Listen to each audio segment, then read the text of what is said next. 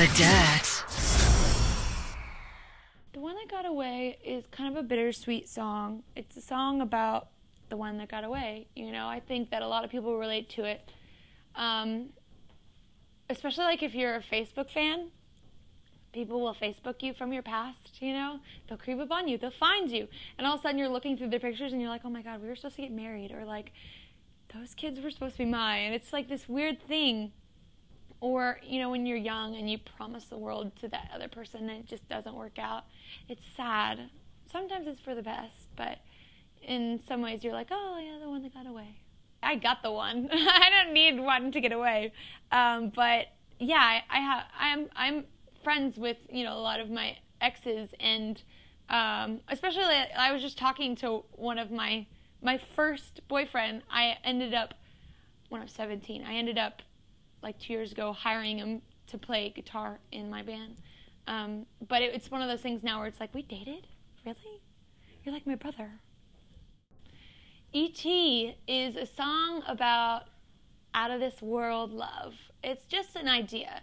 I had this idea about writing a song about a boy that was basically an alien, you know? And in some ways, like, I'm very interested in extraterrestrials, and I'm really interested in what goes on outside of this world, outside of what I can see, and E.T. is maybe like a little bit of that idea. Circle the Drain is one of the anvils that I had to get off my chest when I came to this making of the new record. There were certain songs that or emotions, I guess you would say, that I had filed away, like in my emotional filing cabinet. And I think I was trying to like recreate the You Oughta Know for 2010 because I'm an obsessive Alanis Morissette fan. And hopefully it lives up to that. I don't think it'll be that great, but I think I didn't want people forgetting that I had that rock side in me, just because I want people to see this newer side of the dance and the tempo and stuff like that. I don't want them to forget the others.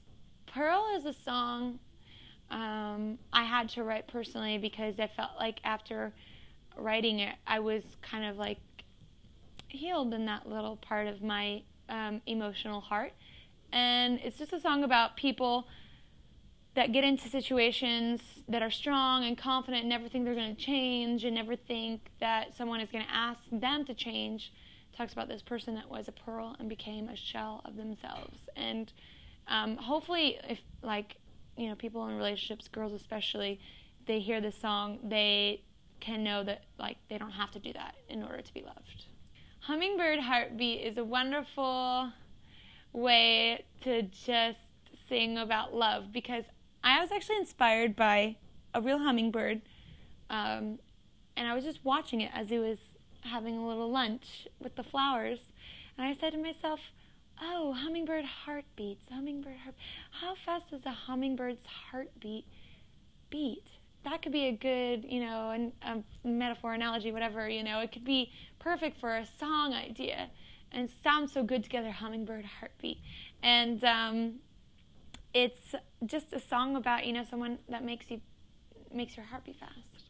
Not Like the Movies is a love song, which there are a few love songs in this record, which is different from the last record, because the last record was a bit more teen-themed, because that's where I was. You know, I was writing songs from 17 to 23, and it was covering a lot of time.